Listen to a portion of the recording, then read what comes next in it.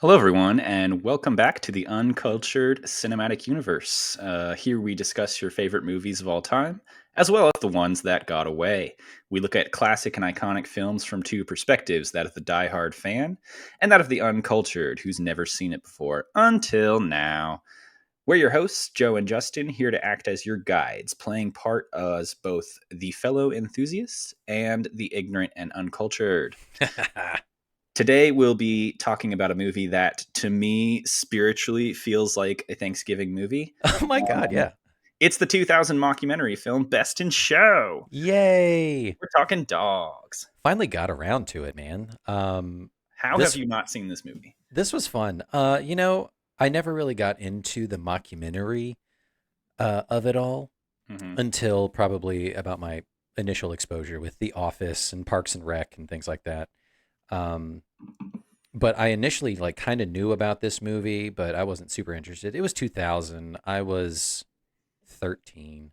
Hmm. It's you're into other things when you're 13.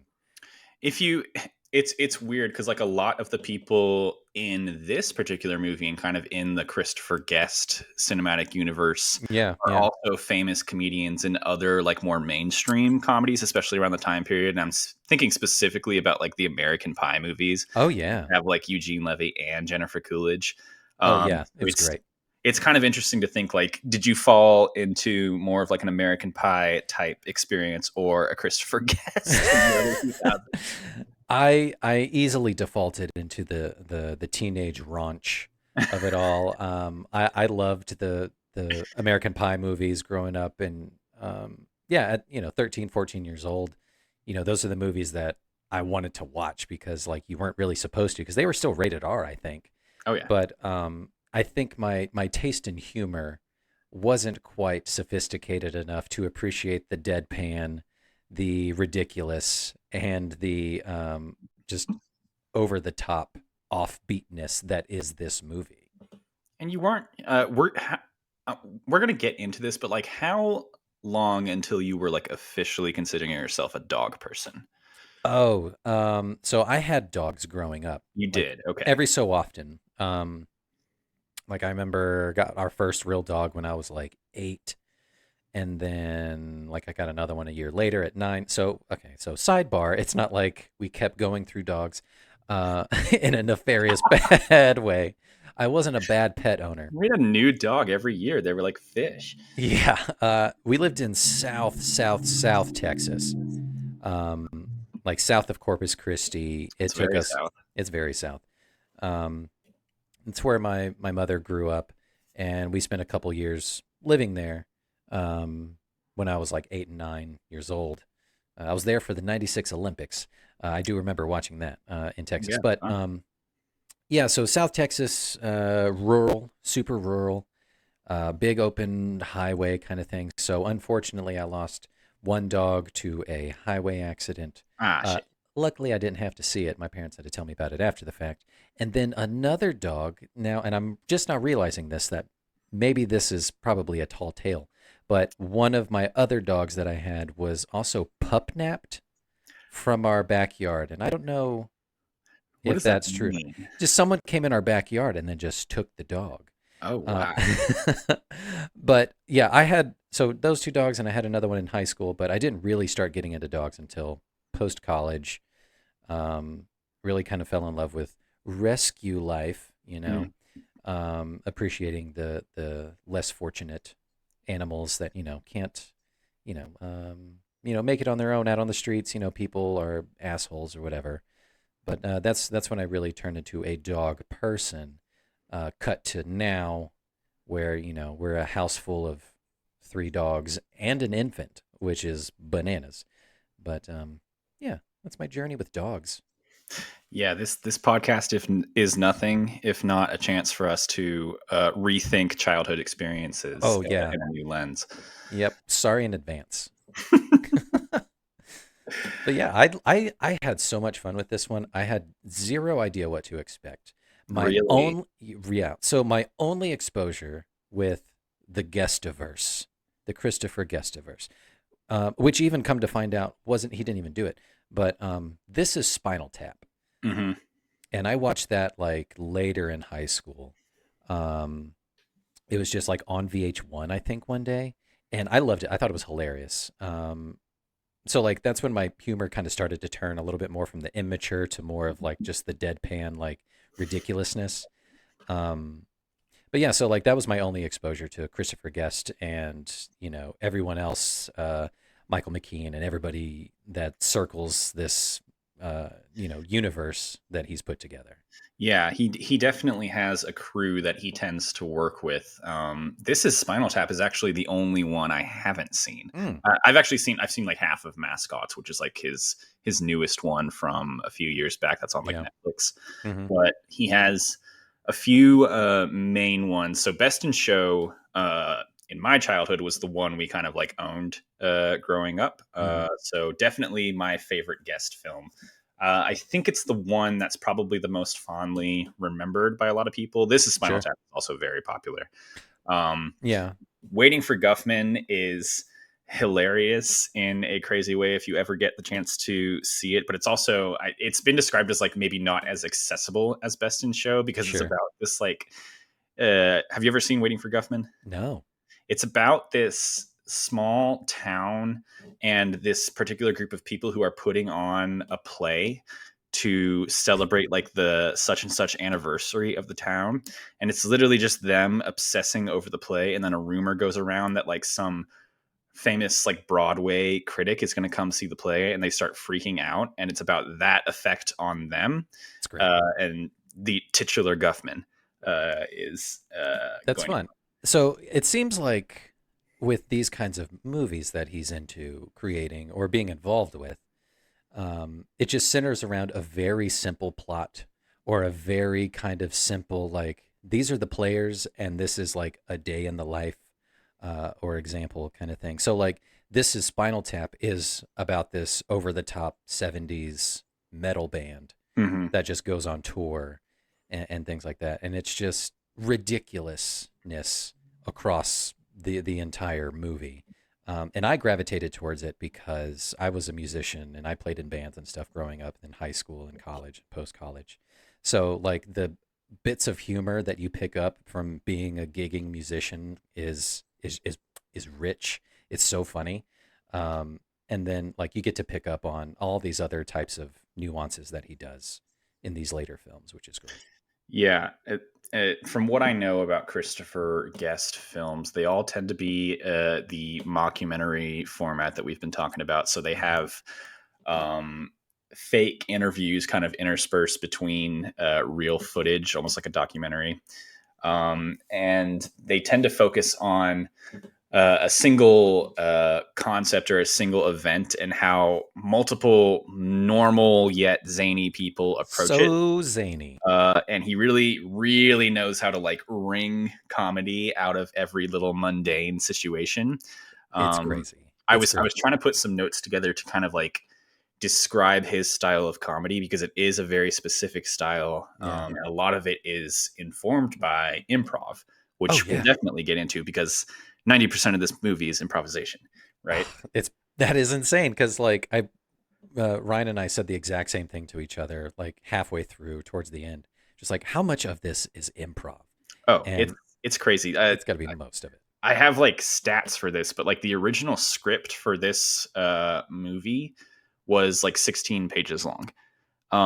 Is that a lot? Which if you know like film scripts and stuff, I think what typically how it typically translates is like one page is a minute of screen time Okay. usually. Yeah. So I think what he gave them was like a bare outline for like what this movie's going to be about, and Hmm. then the way I picture it is he puts them all in like these pairs or alone in these interview segments, and they're basically allowed to come in and build their characters from there.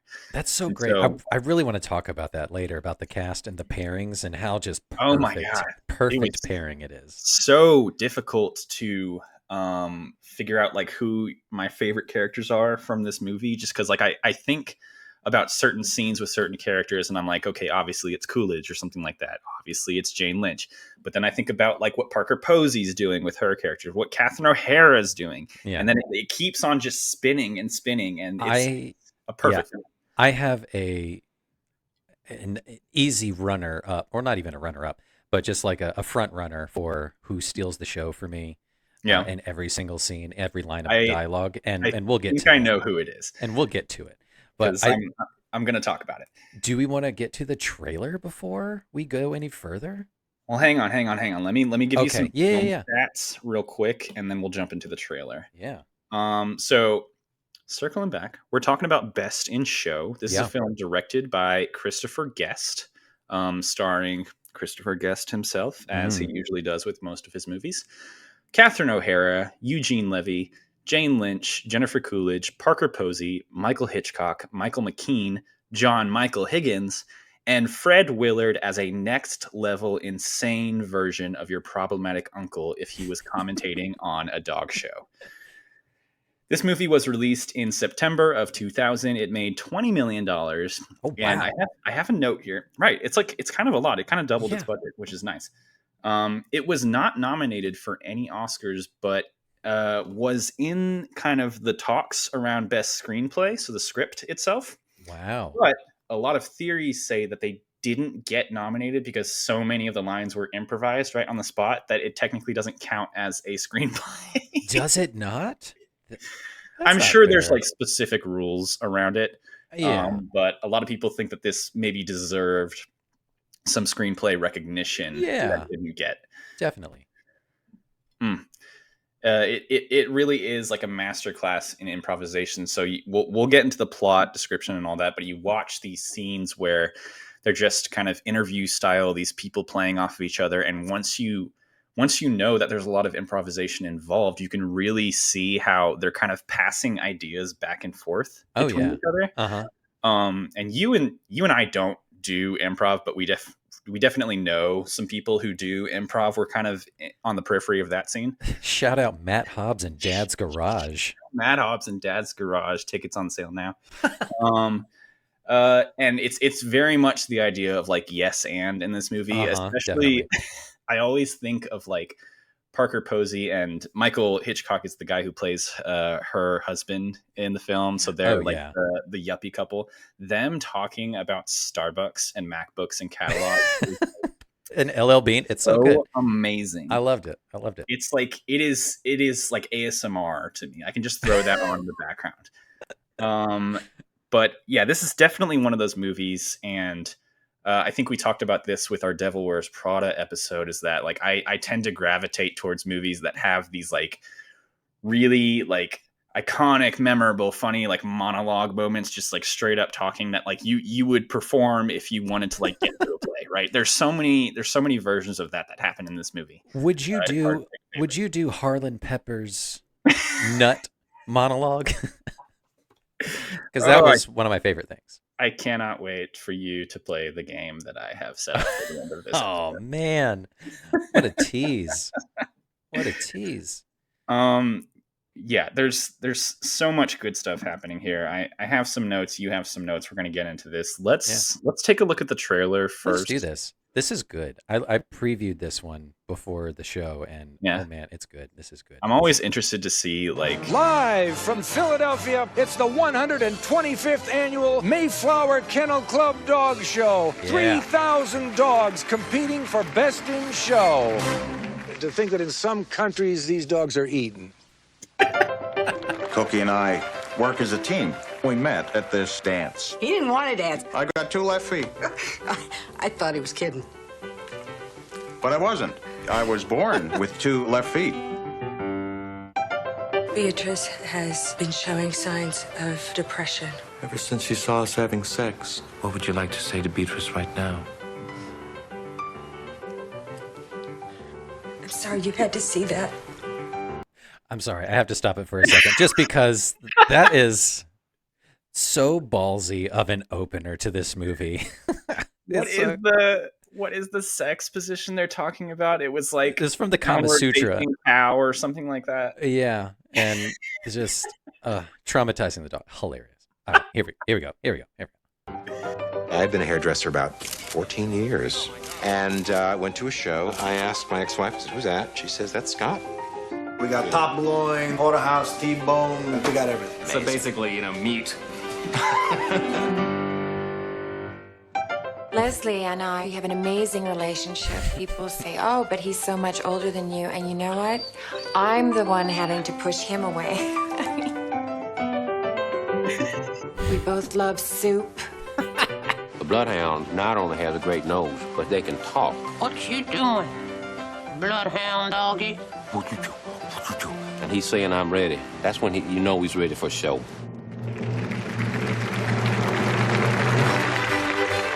That goal is that best in show ribbon. Actually, poodle means puddle in German. You want your busy bee? Come get your busy bee. God, Hamilton, if she doesn't get her door, she's gonna flip out! It's not in here. You left it at the hotel. Go to the hotel and get busy bee! That's my favorite, the miniature schnauzer. You'd think they'd want to breed them bigger, wouldn't you, like grapefruits or watermelons? Don't look at the fathead losers or freaks. You look at me! He went after her like she's made out of ham. Wow. I will kind of spoil it. My MVP for this film is definitely Fred Willard. 100%. The announcer. 100%. Every line he says is just insane. It captivated me from the moment he showed up on screen. I was like, first, I love Fred Willard and anything he's in, but he just takes the level of absurdity from 90 to 100. Oh, you know what? No, to make a Christopher Guest in joke from 10 to 11. Right? Takes it from there to there. Is it a Spinal Tap joke? It is a Spinal Tap joke. Yeah, it goes one louder. You know, hilarious. It's great. So much fun. Yeah, I do have like a couple little trivia bits that I stole from the internet. So Fred Willard, as the commentator, was specifically instructed by Christopher Guest to not do any research on dogs during like the 2 days he was filming. And then his partner in the scene was instructed to do a lot of research on dogs. So you get that kind of authentic feeling of like, this guy is some sort of celebrity guest that they brought in to host. And has no idea what he's talking about. Dog show, the Mayflower in this case. And literally doesn't know anything. It's amazing. The one of the big call outs that Ryan had was like, oh, this has big dodgeball influences written on it. I have a note. It's literally what's his face from Dodgeball. Yeah, it's Jason Bateman. Jason Bateman, 100%. It's like it's Cotton and him. Yeah, it's hilarious. It's 100%. That's what it is. Oh, it's great. All right. Well, before we get into discussion around the film, let's get into the plot description. Kind of give listeners some context here. So this film is not incredibly plotty. No, it's super simple. I was thinking of maybe just giving you 60 seconds. Do you think you can do that? Yeah, I really, really can. Yes. I think I can. Because it goes by fast when you're talking. Yeah, 100%. Like this was a 90-minute movie in and out. And like we talked about, it's a simple plot of just like, it's this one event with these people. At first I was kind of worried. You know, you get introduced to all the characters right away, and I was like, "Oh no, I'm gonna have trouble keeping up with who's who." But by minute 20 or whatever, I was like, "Okay, I see what they're doing." It's so simple. It's just 5 dogs, and it's like we were talking about before. Guest, what he typically does is just like he focuses around a single thing and how different people approach it. Yeah. And then the comedy is found in their perspectives on that thing, but also their interactions with each other. Yep. It's this fun little chessboard. Yep. All right. I'm going to give you 60 seconds if I can figure this out. You let me know when you're ready. I am so ready. I'm ready. Okay. You're just going to pull it off the top of your head? Improv. Yeah. I'm just going to improv it, baby. All right. And your time starts now. It is the year 2000. We are in Philadelphia, Pennsylvania. It is the Mayflower annual dog festival, dog competition. So what we do, we follow this group of silly band of characters. We've got the Flex, we've got Cabot and Cummings, we've got Hall and Peppa, and we have the Swans, and then who else? Oh, it's Stefan and Scott. I just had the names. That's all I got. Stefan and Scott. It's just everybody with all their dogs, varying breeds, and they come in to compete for the Mayflower Dog Show, and hilarity ensues in the mundane. There's a secret lesbian love triangle going on. 10 seconds. There's a guy with 2 left feet, and they pull it out for the win. And Cookie had a secret life as a whore once, who knows? And they win. Oh, Yes. that's perfect. Mhm. Sorry for the listeners who had to hear a timer. It's very good.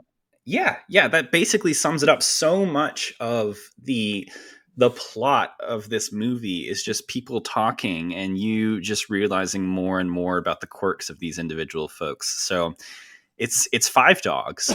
They're all different breeds. They go through individual competitions, and then they all come together, or most of them come together at the end for the Best in Show competition. And it's a movie, I think, about how much people can obsess over small areas of life that you wouldn't even think about as a regular person. It brings these people joy. Don't knock it.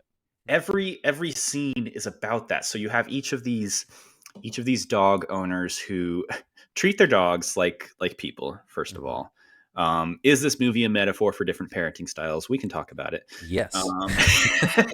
But then you have stuff even like the hotel manager when he has his little scene going through the different cleaning products.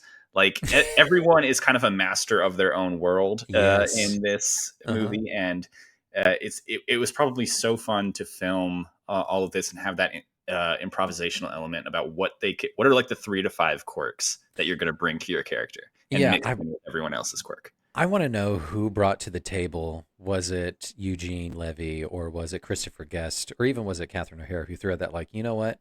This character needs 2 left feet, literally. I'm going to buy 2 pairs of the exact same shoe. I'm going to wear both the left foot, and it's going to pay off later. Don't worry. There's elements of like almost like fantastical stuff in there, because like, how does he have 2 left feet? It's from a birth defect. Like, I've never heard of that. It's so good. I loved that. Okay, so you break it down and you look at each pairing or each dog, essentially, right? So you have the Flex, Jerry and Cookie. And then you got Jennifer Coolidge and Jane Lynch, Sherry Ann Cabot and Christy Cummings. Hilarious name. Christopher Guest is Harlan Pepper. Michael McKean and John Michael Higgins with their Shih Tzu. And Parker Posey and Michael Hitchcock with the Weimaraner. Each one of those couples or each one of those dog owners or whatever has their own like really specific, like super deep, multi-layers underneath the surface of like quirks. So like, yeah, like you said, so Jerry Fleck has 2 left feet. Jane Lynch and Jennifer Coolidge have like a secret love thing going on in the background. She's married to a man who is 2 feet in the grave. Yes, 100%. The oldest man you've ever seen. That guy played Blue in Old School. Same guy. I've never seen it. God, Joe. Okay, we'll do a college years. We're going to have to do like a raunchy comedy miniseries because I've never seen any of the American Pies either. Okay, well then I'm going to take over that month. So we'll do Just that. dropping that on you. We'll do that. Okay, so then we got that. And then we got Michael McKean and John Michael Higgins with the he brings 8 kimonos to the trip. How many tea services can you do? We're going to be in town for 48 hours. Yeah. So 9 kimonos. And then you got Parker Posey and Michael Hitchcock with adults with braces. Like, it's so good.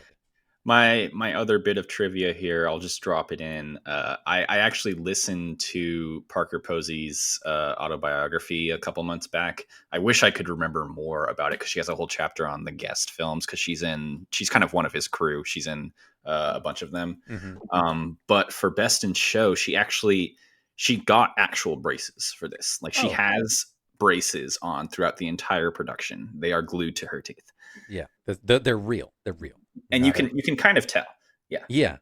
So did Michael Hitchcock also Or No, those fake braces? I think he's wearing like little fake braces. And then it's such a great choice. Like, and that's also like, that's such a yuppie move too, right? It was such a weird 2000s flex for like an adult well into their 30s to get braces of just like, cause I can't, down to the word. It's literally like it's amazing the grasp that particularly those two have on. I mean, Fred Willard's living in an entirely different universe. 100%. Yeah. But if we're talking about like the main cast of dog owners, they may be my favorite because the choices that they make when they're talking about their Starbucks orders, when they're talking about the LL Bean catalog, when they're talking about how they both have Macs, there's someone so specific that you picture in your mind with them. When he's talking about what turtleneck he should wear down to the party in the hotel room, and he mentions that there's going to be a lot of khaki downstairs. Just that line reading, which sounds so like nothing on paper, but the way he says it just cracks me up. It sells it. It's great. Oh, what was I going to say? I was trying to like put notes together around like what my favorite parts are of this movie and kind of who I tend to lean more towards. And the way I picture it weirdly, have you seen Ratatouille? I have seen Ratatouille. Okay. So when Remy the rat is like combining different foods and he like pictures them as different shapes and stuff and little symbols next to his head floating around him, and then when he combines like a strawberry with a cheese, it creates an entirely new symbol, right? I want to do that. It's like you want to see that with the characters in this movie. They're set up like characters in a Clue game. They each have individual quirks, individual names, individual little superpowers, right? And you want to see scenes of any given combination of them, right? Yeah, definitely. Yeah. So, okay. All right. I'm going to run with this. All right. So, do it. Yeah. Okay. So we'll start with them. We'll start with the Swans. Meg and Hamilton Swan. All right. Typical late 90s, early 2000s yuppies. But they're very abrasive. They're very like anxious. So like I'm imagining like bright orange kind of like sharp shapes, and because they're all over the place, they're always yelling and they're always so tense. That is their shape. All right. Christopher Guest, Harlan Pepper. Very calm, very chill, an aspiring ventriloquist. He was like, my things are going to be nuts and ventriloquy. And no one said boo about it because that works. His is it's kind of like a blob molassesy shape, and it's brown. It's warm, Jennifer Coolidge and Jane Lynch, obviously it's white and fluffy. To go along with the poodle, it's perfect. With which they named the dog, Rhapsody in White, tip your nose up at it, but also they call it Butch too. Hilarious. They knew what they were doing. It's white and fluffy and it has really sharp fangs and it's really competitive. Yeah, and then for some reason this isn't a shape or anything, but it's like for the Flex Jerry and Cookie, it's just green shag carpeting for some reason, and I don't know why. But they're arguably like our straight characters in the movie, like they're kind of like the normal ones and they end up winning, but like still, even then you dive into their little quirks, and one of my favorite bits throughout the movie is that they keep getting interrupted by people who have like had crazy amounts of sex with Catherine O'Hara in the past. By the time the second thing came around, the second joke came around, I was like, oh, that's really good. That's really good. She has this deep, sordid past that Jerry has no idea about. I've seen this movie several times, and one of the moments that surprised me this go around, because I completely forgot that I was in it, is when she's walking the dog out in the Mayflower. It's in their little mini competition for terriers, and the announcer, played by Fred Willard, is like, I recognize that lady. It's such a perfect little throwaway line. Yeah. Oh, and I forgot. Okay, so then Stefan and Scott with Miss Agnes the Shih Tzu. I'm kind of picturing just like, again, it's fabric. It's just silky leopard print for some reason. Wonderful, friendly, and just too much for any given situation. Right, but if you can pull it off, oh man, it's great. Yeah, that was a fun little mini game. Thanks, Joe. Oh, that's so fun. I want you to design all of those out and we'll post them to the Instagram. No. Done. Okay, wait. Before we get too deep into additional notes here, let's have a little cocktail minute. Ooh, yeah. As listeners may know, we've kind of developed a tradition here on the UCU of having a movie-inspired cocktail as we drink. So just know that as we're talking, Justin and I are always buzzed. Super fucking buzzed. Justin, what is the name of your cocktail and what is in it?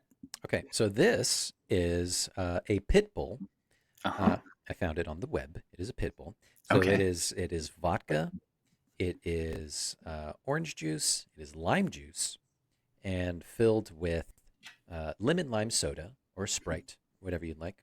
I also put in a couple dashes of Angostura bitters just because I was a little bitter that I didn't see any bully breeds in this dog competition, which is fine. And then also a slice of orange in there. Yeah. Would pit bulls are they like a pure breed? Like how does that work? I don't know. So because I was asking, I was watching this with some folks last night, and we were trying to figure out like what dogs would be able to compete in a show like this versus not, and like how the judges actually go about measuring one dog versus another. Like, how do you compare a terrier to a poodle? It seems like it has to be purebreds, right? Like, it has to be. think like so. It can't be a mutt of any sort. Sure. Yeah. Anyway, which is a damn shame. Very fun. The pit bull. The pit bull. It. Yep. This drink is actually a cocktail recipe that I found called the Busy Bee. No. Sorry. Wait. It's called the Bee's Knees, and I'm calling it the Busy Bee. Yeah. After the Busy Bee moment from this movie. It is very simple. It's like 1 part gin, 1 part lemon juice, and then a little bit of honey mixed with water to form like a simple syrup with sugar on the rim. So nice. I love it. It's tasty. The Busy Bee was such a neat thing to kind of hold on to for Beatrice the Weimaraner. Like such a strange thing, but I loved it. And the scene at the pet store, her desperation and just sheer disdain for the character, for the clerk, is great. So that is one of my favorite scenes. If we talk about like this movie being a part of my life growing up and like my background with this movie, there's certain quotable moments in this movie. Where's the Busy Bee being one of them? Like, you go get that Busy Bee, and just saying multiple iterations of Busy Bee. Her going to the pet store in a rage and like desperately trying to find a bumblebee toy, and then ultimately picking the furthest thing from a bumblebee is so funny. So good. I know the patience of that store clerk is beyond me. Joe, I want to know, like, the deep connection with this movie. Like, why did you choose this movie? You mentioned some of it, like this was one of the movies that you owned, you grew up watching. Like, give me some more of those deeper tendrils. Yeah. So this is kind of my connection to the Christopher Guest universe, like we talked about. So you can kind of consider Christopher Guest as like an alternative form of comedy because it is a lot more improvisational. It's more just observational of little like mundane things around us and finding comedy within those. And so watching this growing up, I think, was kind of my first step into the mockumentary genre, which, like we mentioned, definitely paved the way for a lot of people into The Office, into Parks and Recreation, into even now, like What We Do in the Shadows. Like, some of my favorite comedy is a part of this mockumentary genre because I think what it's able to do is it's kind of a shortcut to being able to show real footage and then have someone comment on that footage or build out characters within an absolute bubble within these interview sessions. And it's probably, I don't want to say easy, but it's a new tool for screenwriters to use because you don't necessarily have to have action happening within the plot. It's really just, it's so intensely dialogue focused. Yeah.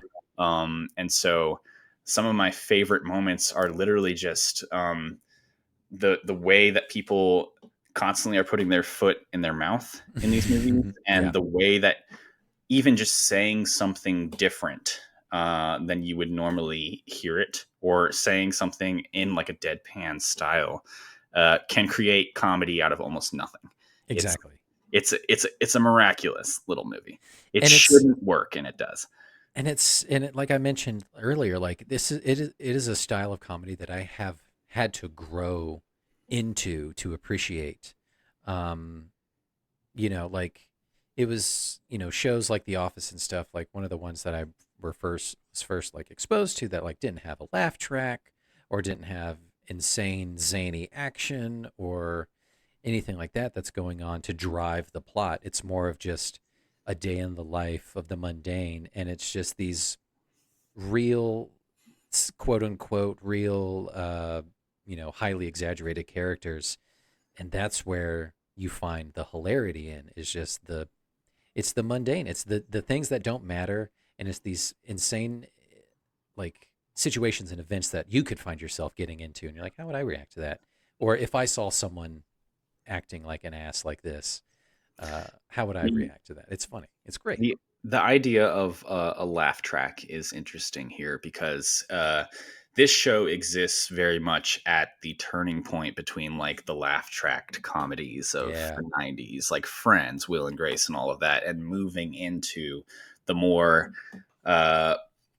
documentary quiet style of you got like The Office, Parks and Rec, Modern Family, where they're not necessarily afraid to let you sit in awkward silences, and that's where they're finding the comedy, as opposed to filling the space in with a laugh track. So it's kind of interesting. I know there were definitely mockumentary style films before this and after this, but it's for me, this is kind of where the bones of that exist, is with this period of time and these Christopher Guest films. Absolutely. And like that's kind of where and it's taken like this modern swing into it, right, where it's become the norm.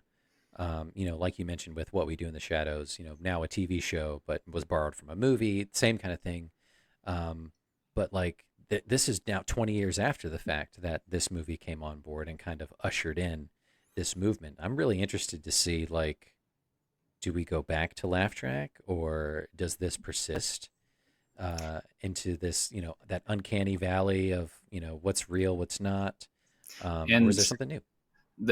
We've said it again and again, but like the Christopher Guest films in particular are unique because they have that improvisational element. So I have like a quote from Eugene Levy, who wrote this movie with Christopher Guest, we should say. He says that our outline gives a very solid blueprint to the actors so that they know how to get from point A to point B, but how they do it is largely up to them. So what I imagine they gave to these actors are like, okay, here are the main plot beats. Here's who's going to win Best in Show, but you kind of build out your character on your own. And then these scenes, what we're going to do, we're going to shoot 60 hours of footage of literally just like small groups of people interacting with each other and building out natural character growth in that way. Yeah. Towards the end, I was, gripped with like, who is actually going to win? Yeah. So you really didn't know anything going into this. No, I didn't. I had no idea. So, Beatrice being disqualified, which is hilarious. Just because she's so anxiety ridden, like, again, so dark, and like not dark, but just like such a weird twist. So funny. But I thought for sure that the win was either going to go to Winky the Terrier or Hubert the Bloodhound, kind of like the underdogs, the unassuming. I was like, that'd be boring if, Butch the Poodle won 3 years in a row. Oh, yeah, they can't win. And, Stefan and Scott with Miss Agnes, the Shih Tzu, they were too perfect. They were too good. That would have been too easy to give them the win. So I really thought, I was like, it's either going to be Eugene Levy and Catherine O'Hara with Winky, or it's going to be Harlan Pepper and Hubert the Bloodhound. I was like, that's who's going to win. And I was ultimately shocked. I was like, okay, that makes sense. They've kind of been the underdogs throughout the whole story. They're strapped for cash. Jerry's a cuck. And they had to sleep in the utility closet. Like, they had to give the win to them. Yeah, that's another moment that was like largely quoted in my house. Just her saying like, "That's the good card that went to work." Them not being able to pay for a hotel room. Again, like just like a simple transaction between characters that becomes this like moment of comedic genius. Oh yeah.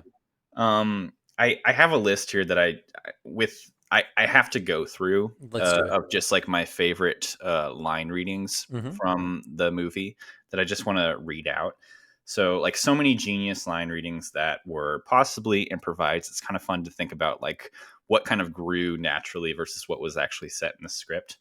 So Jennifer Coolidge in her first interview with her and her husband Leslie, talking about like we could not talk or talk forever and still find things to not talk about. Amazing. Who would ever think to say that?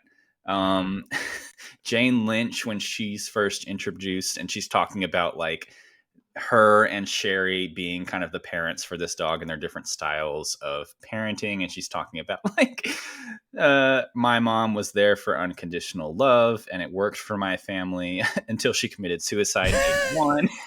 It's so dark, but I burst out laughing every time. It's so good. And then the way he just leaves the camera on them for like a half a second too long. Again, the Meg and Hamilton first interaction where they're talking about how they met, and she ends with just like, we are so lucky to have been raised amongst catalogs. It just evokes almost like a taste in your mouth of who these people are. So I was watching this movie with my boyfriend and our neighbor last night in our living room. And we kept on commenting about like, we know these people, like we've seen these people out and about in the real world.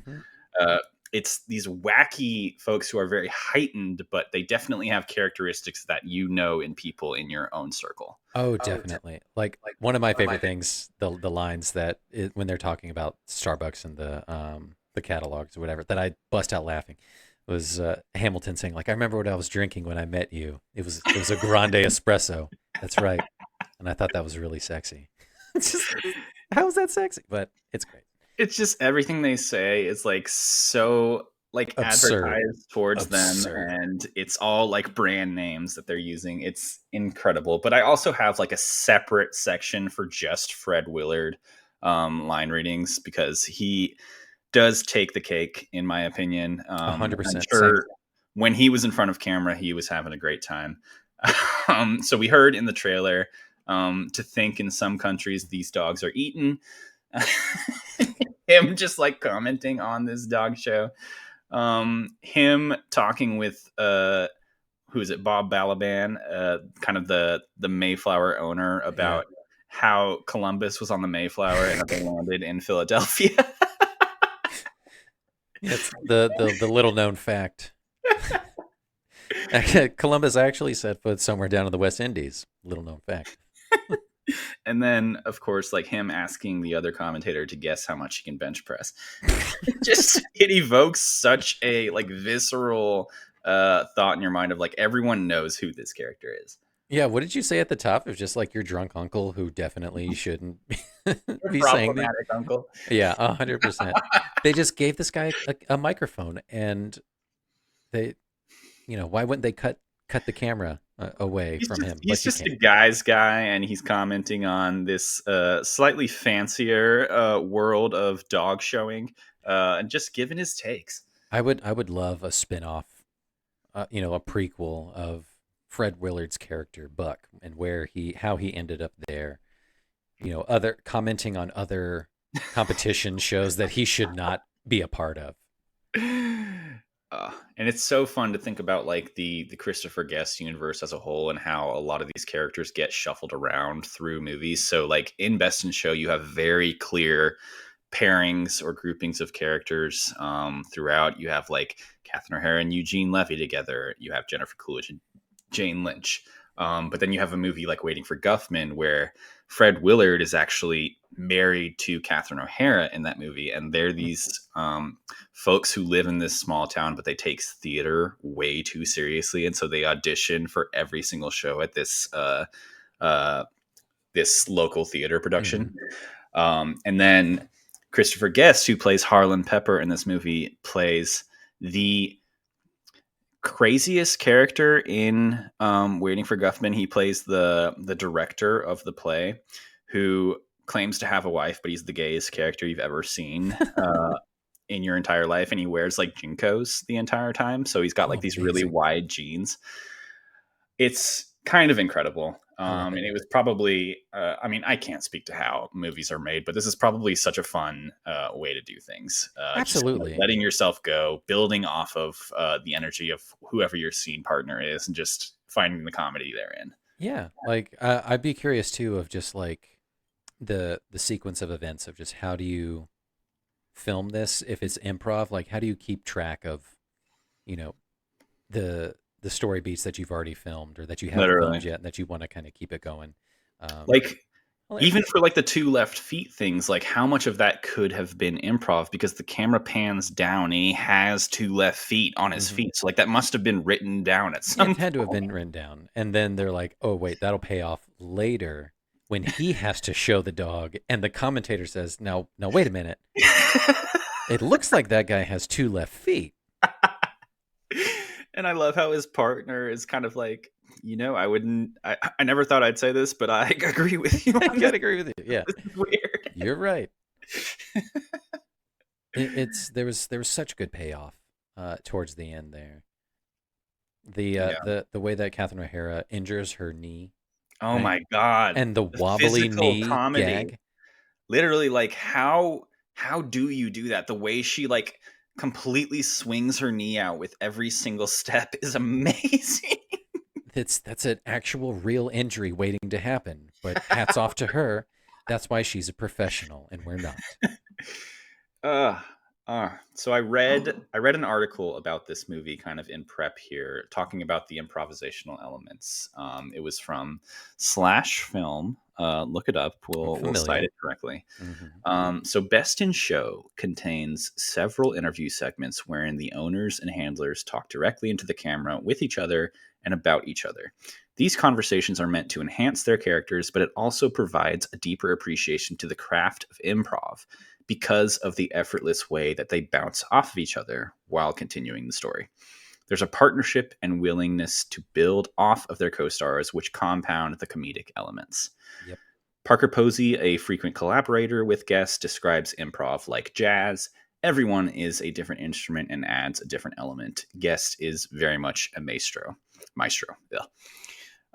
So it's really fun to think about it that way. Like, again, we were talking about Ratatouille in terms of just like combining characters and seeing how they would react to each other and behave in a scene together. But that must somewhat be how improv is as well. It's just like you have a base knowledge of who your character is and what you're working with, but you're always leaving 50% of blank space for the other person in your scene to kind of fill in. And definitely.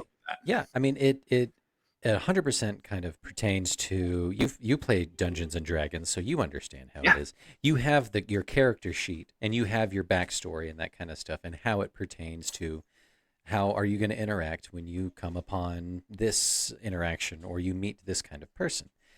I imagine it's largely how it is. I imagine each person has a character sheet and they're like, these are my truths of being Hamilton Swan.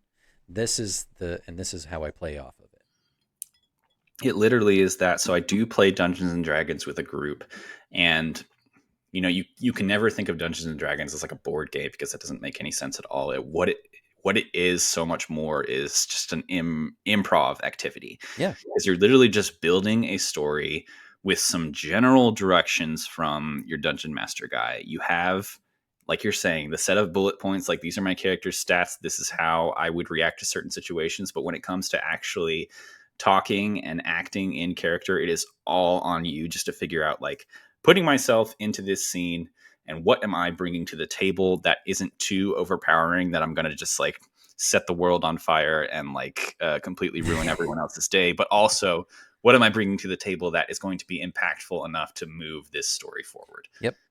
Couple of points here. So I want to bring up again the person that we shouted out at the top, Matt Hobbs, who's brought you such hits such as Puppy Songs, frequent collaborator with Dad's Garage Improv Theater here in Atlanta.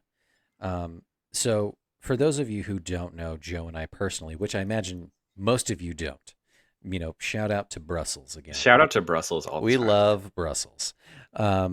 Joe and I used to work together with Matt Hobbs from Puppy Songs at Puppy Songs, www.puppysongs.com. And Matt came from a improv background. He's an improv musician, and he's collaborated with him for a long time. And when we all worked together, he encouraged all of us, the team, to kind of think and even participate in improv type activities to make us better collaborators with each other in a professional world. And it 100% plays out. You can do that across the board with your professional compatriots, right? Because it's the give and take. It's understanding your truths and how you can be a better player with other people. It's great. It's interesting to think of it in a comedy setting, because like you always think like, oh, comedy has to be so organic and just kind of spur of the moment in order for it to be effective, right? Because otherwise it's not funny. Right. But there's probably like, if you're trained actors, like these people trained comedians and all that, there's probably like actual tools that you can use here where you're kind of going to get a laugh. If you pause for a second longer at this point, like there's a science to it. There definitely is a science to it. Yeah, you're absolutely right. There's a science to it. But yeah, the core of it, you mentioned it. It's the yes and of it, which is a hilarious kind of meme in of itself that it's become. But yeah, it's being willing to give more. You're not the star. You're not trying to be the funniest. You're just trying to pepper in a little bit more to add to the scene, to the overall story, and you're not there to outshine everybody. You're not Michael Scott, right? Which is another good connection here. So. You're a single piece in a puzzle, and the puzzle's shape is constantly changing, and your shape is constantly changing. So who are you gonna fit in with? Joe, I love that. I did want to shift a little bit. So we talked about how this is a movie about humans who treat their dogs as humans, and could also be seen as a metaphor for different parenting styles. I thought you were kidding, but yes. Justin, you're in a very unique position where you have multiple dogs in your household right now, and you also have a 1-year-old child. Yes. We're going to switch to interview mode right now. Ooh. How have you found dog parenting to be different or the same as human parenting? And do you recognize any of these tropes from these dog people in Best in Show, just in the dog community at large that you've been a part of? In the capital D dog communities, capital C. No, this is actually a really great question. So the first example that jumps out to me is Beatrice the Weimaraner. And that's the opener of the movie, and you see what happens later. But her parents, Meg and Hamilton, are high strung. Therefore, the dog is high strung. Therefore, the dog can't perform and loses the competition or gets disqualified. That's a big thing that Ryan and I practice as parents, both to dogs and to a baby, is, dogs and humans alike pick up on your vibe. Mm-hmm. If you're anxious and you're worried and you're kind of uptight and high strung or whatever, the dog or the baby is going to kind of like look to you and be like, oh, should I be worried too? I don't know what's going on. You're my person. Should I freak out as well? So we found, much like jazz, much like improv, we're just big go with the flow folks. We let the dogs lead the way. We let the baby lead the way of, do you need to go outside or whatever, like, or are you developmentally ready for this or not? Mm-hmm. it's kind of modern parenting a little bit. You don't, force the baby or you force the dog to kind of like cater to your life, your structure, your whatever, because they don't know any better. They didn't ask to be here. They either came in off the street or they're fresh to this world. They don't know what the hell's going on. So you kind of like let them lead the way a little bit and be flexible. And that's the main kind of thing that we do is we are flexible parents to dogs and to this baby. Oh, Yeah, like you can't expect, you know, the world out of these small creatures who have no idea what they're doing because they can't communicate with you yet. Either dogs, with the robot helmet or whatever to kind of speak to you through telepathy, or babies who haven't developed speech patterns yet. You just have to be flexible. You have to leave the door open for them to go down a variety of different paths. It sounds like Exactly. Yes. This movie is very much like a more modern version of that scene in the 101 Dalmatians cartoon where he's looking out the window and he sees different dogs and their owners, and they all look exactly alike. They And really they're do. all behaving the same. Mhm. So it's very much like your dog is a reflection of you and vice versa. So going off of what you said, it kind of makes sense that Winky the terrier ends up winning the show because he seems to have the healthiest relationship with his owners. I mean, Harlan Pepper and the Bloodhound are totally fine, but he's maybe too young for the competition. He was 2 years old. He's just a baby. He don't know He's just yet. a baby. He's just a baby. And it seems like Harlan's maybe just more wanting to do ventriloquism anyway. That's where his true passion lies, is ventriloquism. But yeah, like looking at the rest of like the parenting styles, the cotillion style, the boarding school of Rhapsody in White. You get a trainer of the best to come in and get you to stardom. All that kind of stuff is very hands off, and of course you win a little bit, but the second you fall off the horse, your parents open up a bitch magazine. And it's really weird. And then you get the very like show parents, the very showy, the very hands-on parents of Stefan and Scott who, do a photo shoot, this insane photo shoot with their dog Miss Agnes. Like it's crazy. But yeah, like you said, the most grounded and the most real, like you said, are Jerry and Cookie Fleck. Even though Cookie's got her skeletons in the closet, there's hundreds of skeletons in her closet, right? We haven't even talked about like the little mini journey that they take to get to the dog show, where they stop off at one of their old friends' house, and the guy has obviously been with Cookie in the past, and then it ends up with like their son taking the dog and going up onto the roof of their shed. And the guy is like a trained hostage negotiator.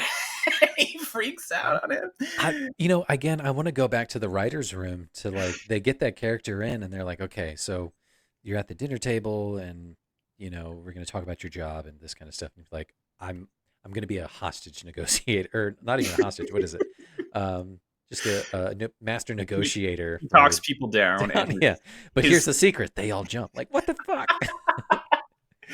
One of my favorite things also about a movie like this is you get so many comedic moments that come out of people talking over each other at the same time. So like, I'm sure the improvisation of it all kind of comes to an head and everyone's just like getting a word in. You get that happening when Catherine O'Hara falls and like twists her knee, and then they're all like helping Jerry get his armband on at that point. But one of my favorite lines also comes from the moment when he's trying to talk his son down from on top of the shed with Winky, and the wife is like, don't look him in the eye, it challenges him, he doesn't like it. And it's kind of a throwaway line that you hear in tandem with three other people talking. So it's amazing how much this movie is about the comedy that comes from people interacting with each other, and not just what they're saying, but the way they're saying it and in what context. This movie is kind of a very much a case study in how comedy can come from different areas that are kind of unexpected. Definitely. Yeah. So many fun So things. many things. I did want to touch on before we kind of get into the game section of our episode.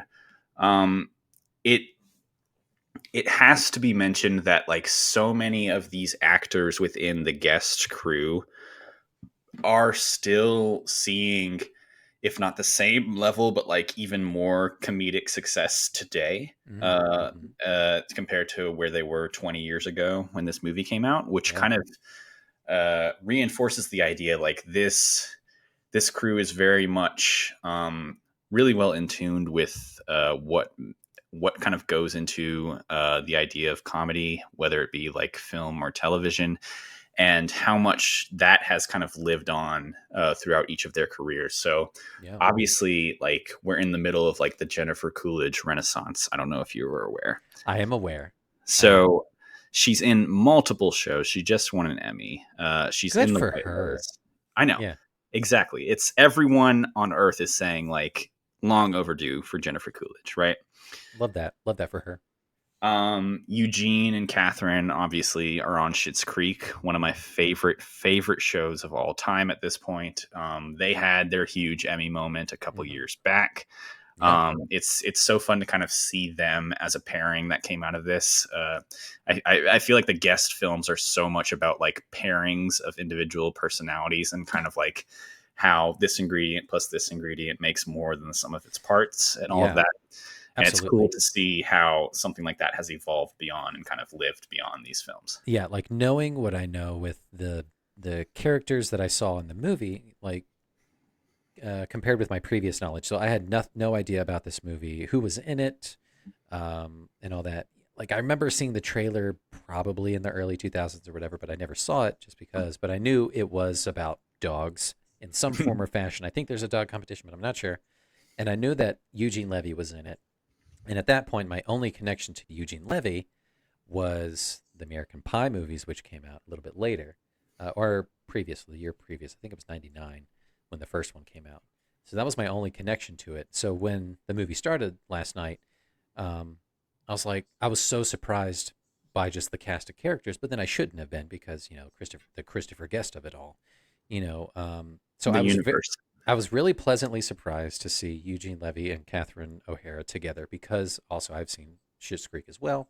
And it's fun to kind of see that they kind of play off each other the same way 20 years earlier, which is super great. It's fun to see the evolution of Catherine O'Hara. Like she's been great forever, but you see like Kevin's mom in Home Alone, and then you see her throughout the Christopher Guest films where she's slowly getting weirder and weirder until she becomes the most heightened character of all time in Moira Rose, right? Like what a career to have. Moira is like the pinnacle of all of her previous characters bubbled up, the Beetlejuice and Christopher Guest and Home Alone, and even her previous experience from Second City and all that kind of stuff bubbled up into like this perfect mega unit that is Moira Rose. Like we talk about like acting capital A, acting capital C choices on this episode. Like, oh my God, the choices that go into that character on Schitt's Creek. You would never imagine in a million years what she's doing when she does it. Oh, I know. And it comes from just extensive experience. Like a person out the gate who watches that show or whatever and wants to get into comedy or wants to try their hand at improv comedy or anything like that. Like you can't get that seasoned, perfect type of hilarity out the gate. That is from decades of experience that she's gotten to get to that pitch perfect level. And it is really remarkable. It is great to see like the success stories that each of them have become. I mean, you got like Jane Lynch on Glee. You got even like Michael McKean. I know is like huge on Better Call Saul, even though I've never seen that show. I think a lot of people love his character there. Again, I just read Parker Posey's autobiography. She's on a couple shows right now. I love anything Parker Posey's in. I think she's like a fascinating screen presence. Yeah. She's just so fun to look at. And then Fred Willard, Fred Willard, R.I.P. He actually died a couple years back. Yeah, but everything he was in is just in stitches. He's just such a positive a positive presence on screen. Yeah. I don't ever want to see Fred Willard as a villain in anything, although I'm sure he'd be great. He would be great, but it would be in like a comedic sense. But yeah, like the same thing. Like you don't want to see Tom Hanks as like a bad guy. It's He like, oh famously doesn't do great as a bad guy. yeah. Yeah, the last note I had before we get into this game I've prepared for you. You got to give it up for the dog actors as well. So all of the dogs in this film, the five main ones.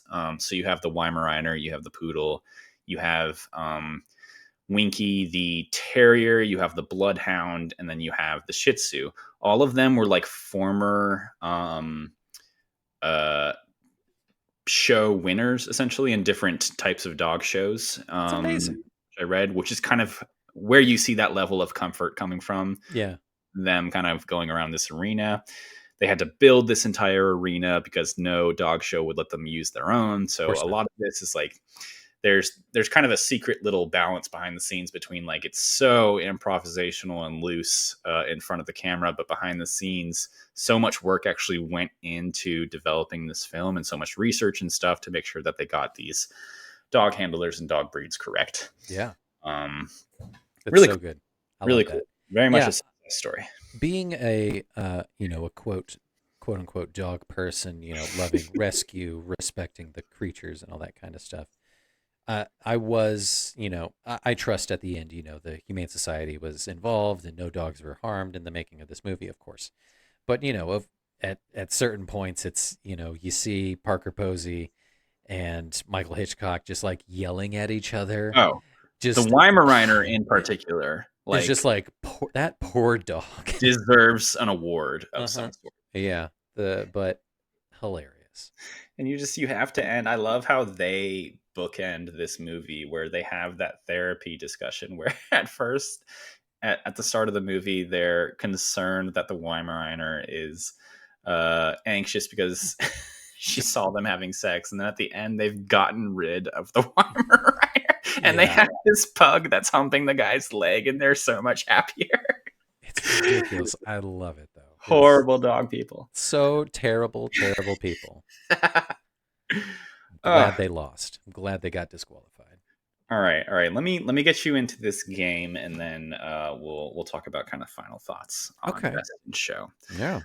So you know what's coming.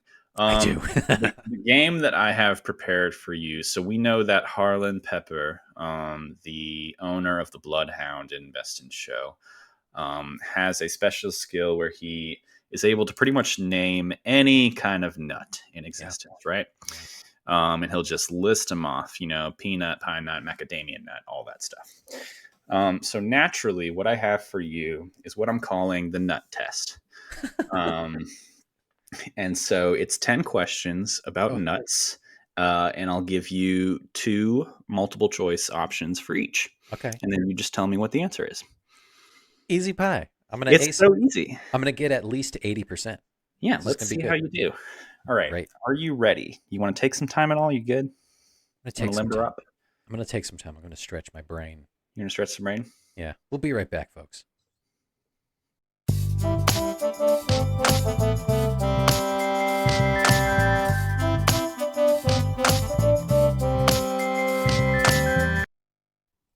You know what? I don't even need the whole time.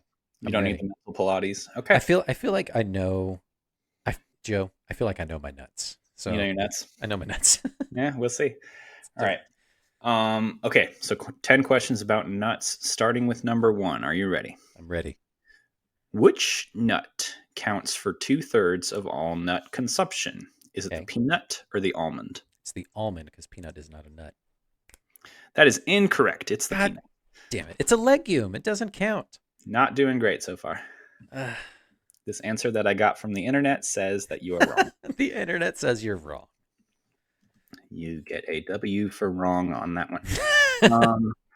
Which nut can be found inside a pine cone? Is it the cola nut or the pine nut? Oh, I know this one. You want to say pine nut, but it's the cola nut. Justin? Incorrect. It is obviously the pine nut. I was tricking you on that one. Really? 0 for Like 2. that's how you make pesto? Is you take pine cones and you get the pine? Okay, all right, fair, fair. How you make pesto? Yeah, pesto is made with pine nuts, What? right? Is it not? I don't know. Pesto's like a savory thing. Yeah, pesto, right? I don't know. Chefs who listen to the show, call in next time or hit us up. Chefs, email us and let us know your thoughts here. You know what? And Hit us up on Instagram at we'll settle UCU this on Podcast. Instagram At at UCU UCU Podcast. Podcast. Yes, baby. Let's say it at the same time one more time. Okay, yep.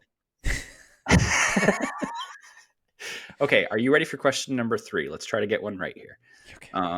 Which nut was contained in the original recipe for Coca-Cola?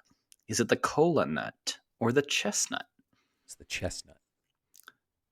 Justin, you got to stop falling for these. It's the cola nut. Wrong. It's not fair. I'm not a good test taker.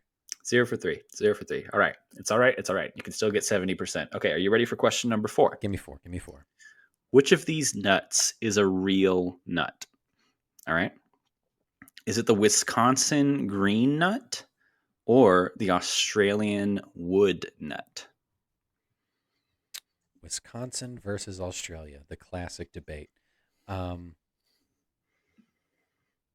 gonna go with down under. I'm gonna say the Australian whatever nut. Australian wood nut. The correct answer is neither because it's a trick question. You got that wrong. Oh.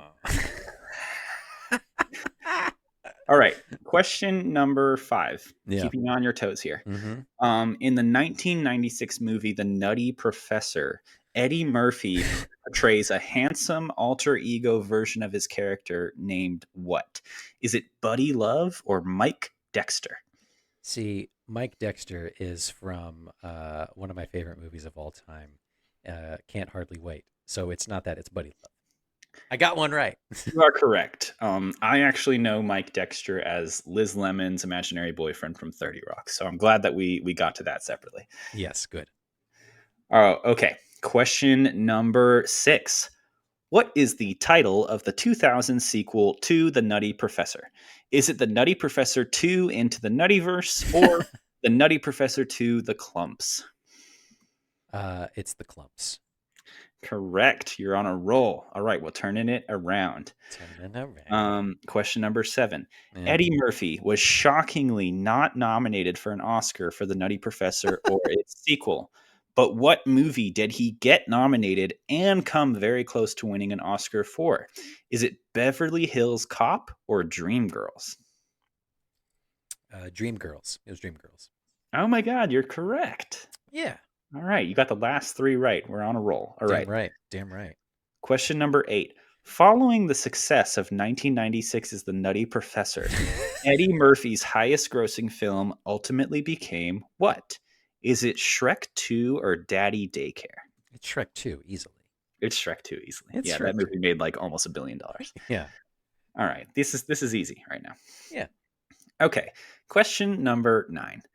Jada Pinkett Smith, star of 1996's The Nutty Professor, is also the lead vocalist for what type of band founded in 2002? Is it jazz or metal?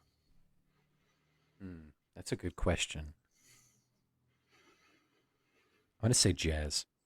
Ooh, incorrect. She is the lead vocalist of a metal band. Look it up. It's kind of crazy. That's great. Yeah. All right, your final question in the nut test. Are you ready? Can we do Final Jeopardy? Can I wager all my points? Do you want to do it? How many points do I have?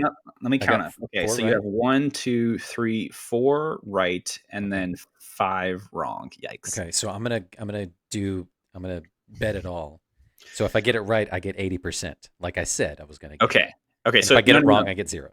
So if you get it right, you'll have 50%, right? So you'll technically get 100%. Does that make sense? Okay, yeah. Am I doing the math correctly? Let's do it that way. And if you get it wrong, you get 0. I get nothing. Yeah. Okay. Question number 10. Which nut is in the same plant family as poison ivy and can actually cause itching if you come in contact with its shell? Is it the cashew or the pistachio?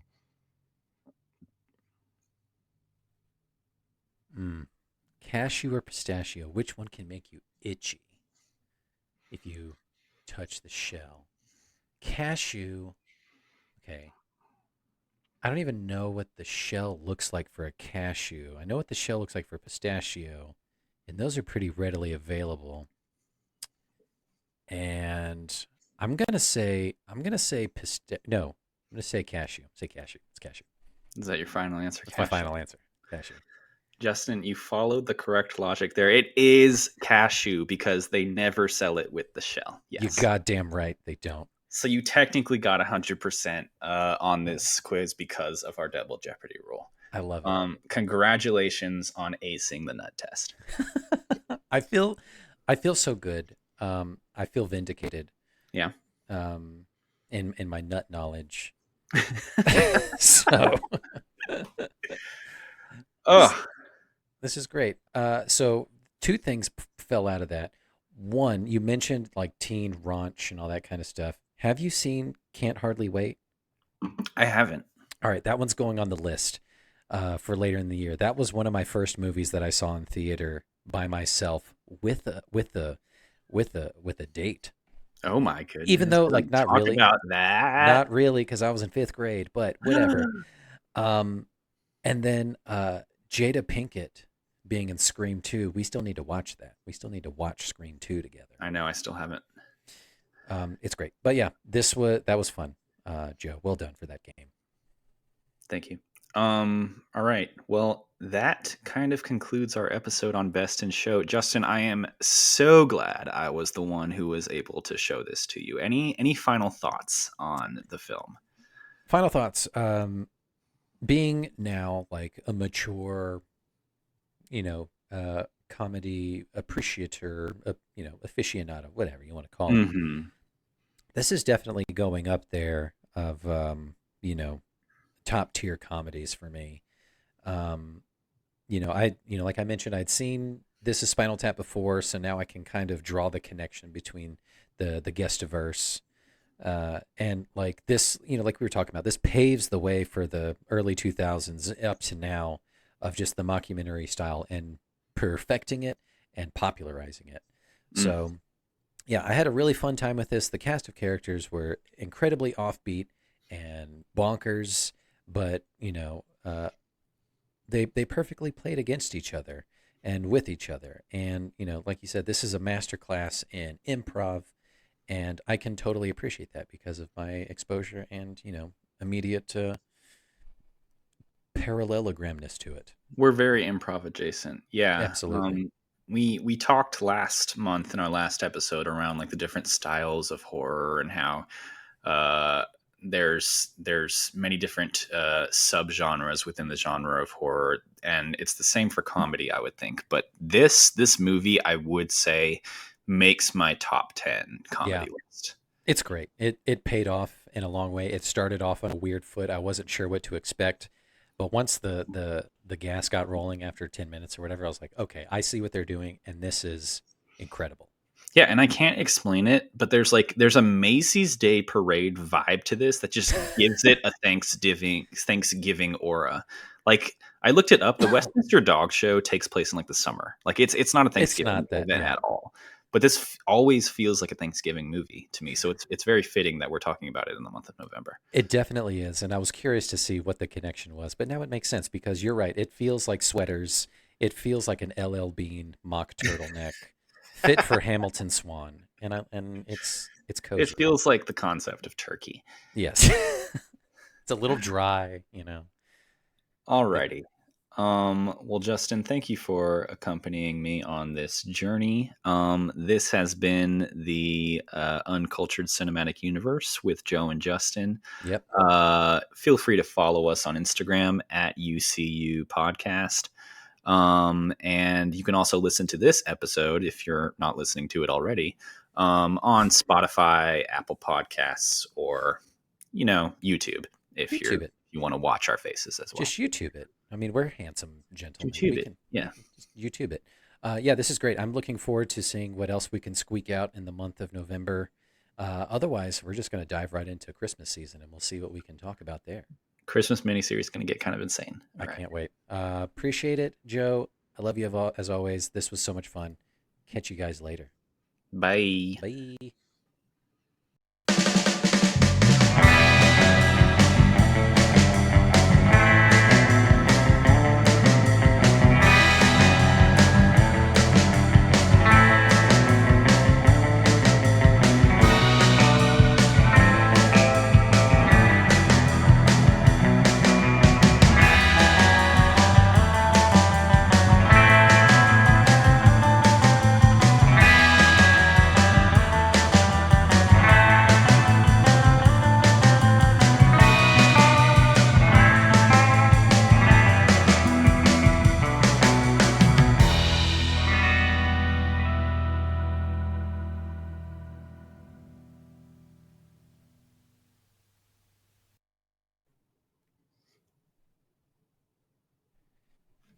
Yes, end recording.